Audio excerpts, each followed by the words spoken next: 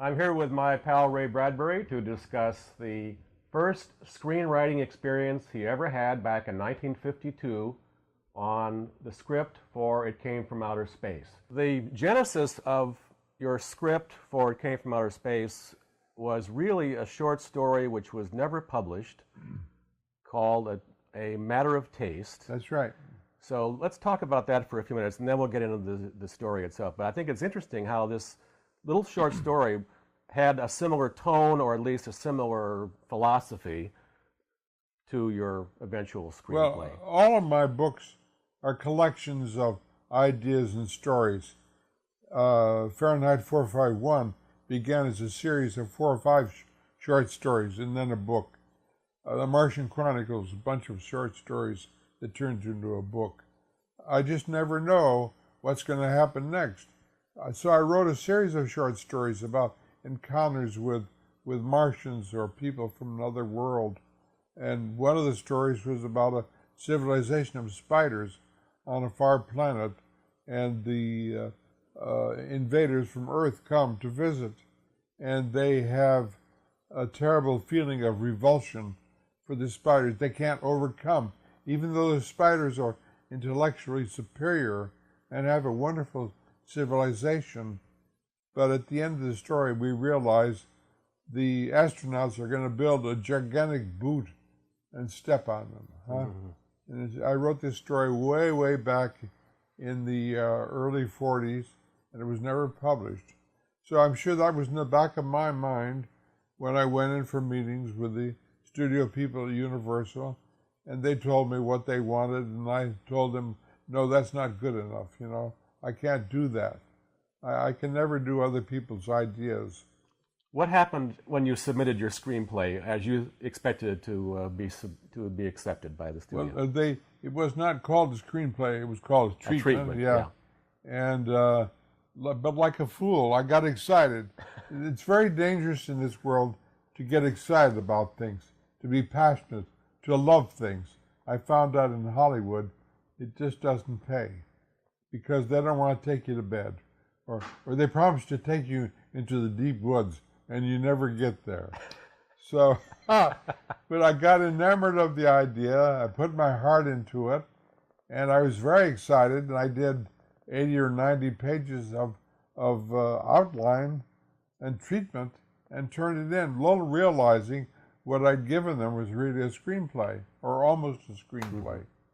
So they read it, and I'm sure they had doubts about it, but they also probably saw a cheap way to get rid of me and hire a screenwriter who wouldn't have to do much work.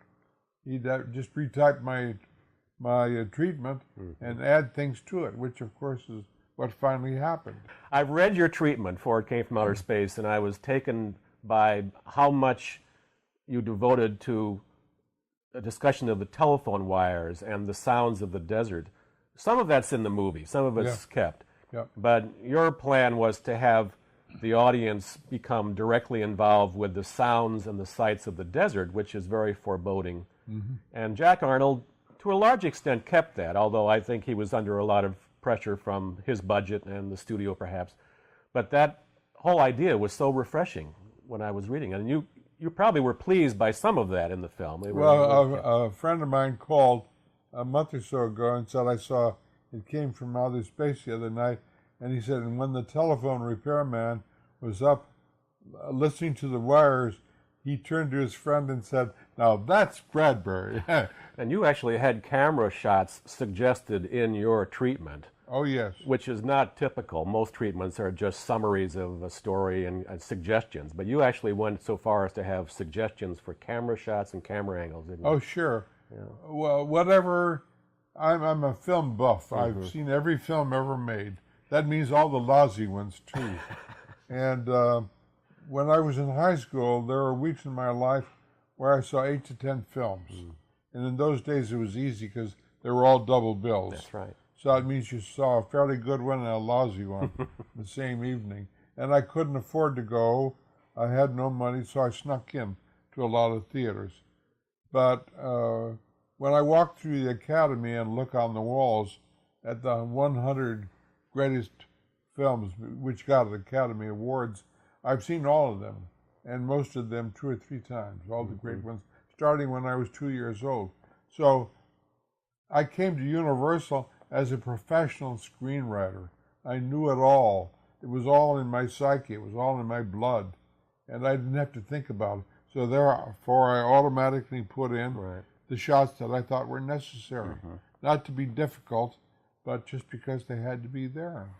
And your concept of the alien for that time period was considerably different from other Hollywood productions, because your idea was to have the camera be the alien and get reactions from the actors, as opposed to the traditional objective approach where we were just watching the aliens.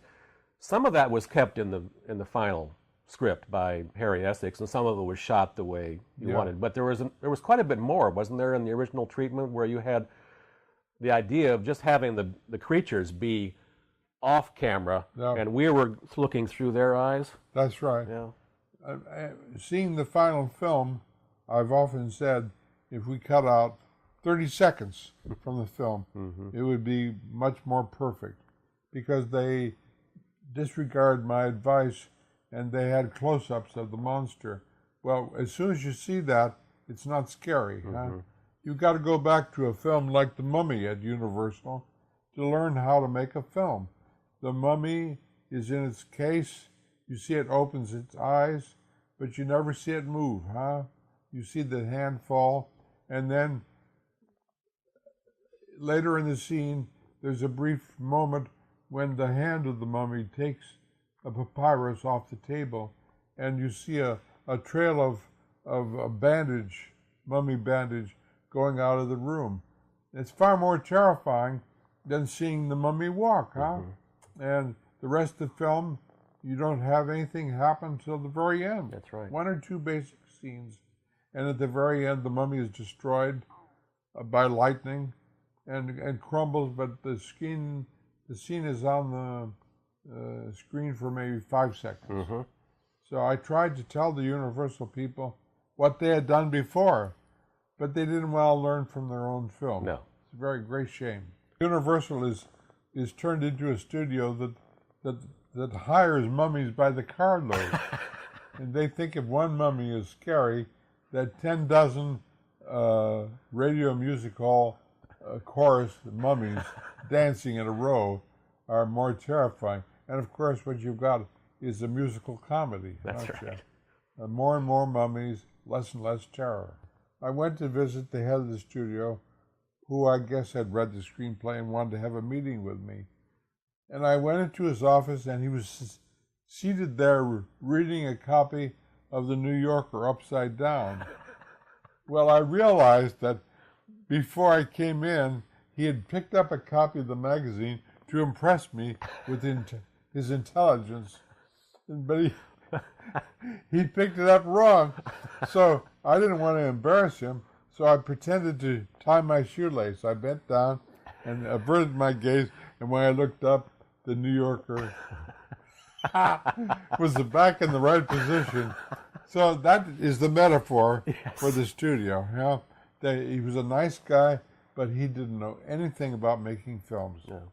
When I first got to the studio and wanted inspiration, which is not often because it happens in the middle of the night for me so often, I went over to the Phantom stage, where the Phantom of the Opera was shot when I was 2 years old. It's one of my favorite all-time films.